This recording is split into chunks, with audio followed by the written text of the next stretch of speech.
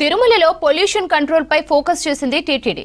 ఇందుకు తీసుకోవాల్సిన చర్యలపై ఉన్నతాధికారులతో కీలక రివ్యూ చేశారు టీటీడీ అదనపు ఈవో వెంకయ్య చౌదరి.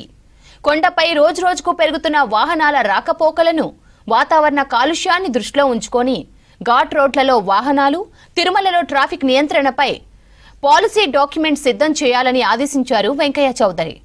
తిరుమల గోకులం సమావేశ మందిరంలో టీటీడీ ట్రాన్స్పోర్ట్, అటవీ, విజిలెన్స్, ఆర్టీఏ అధికారులతో సమావేశం నిర్వహించారు.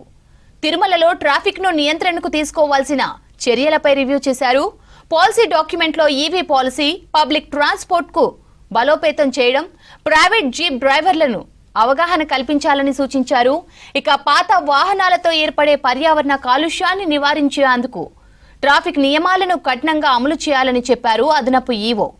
తిరుమలలో ప్రీపెయిడ్ టాక్సీ సదుపాయం ఏర్పాటు చేసేందుకు ప్రత్యేక పార్కింగ్ స్థలం గుర్తించడంతో పాటు భక్తులకు ఇబ్బంది లేకుండా కనీస, గరిష్ట ఛార్జీలను నిర్ణయించాలని అధికారులను ఆదేశించారు వెంకయ్య చౌదరి.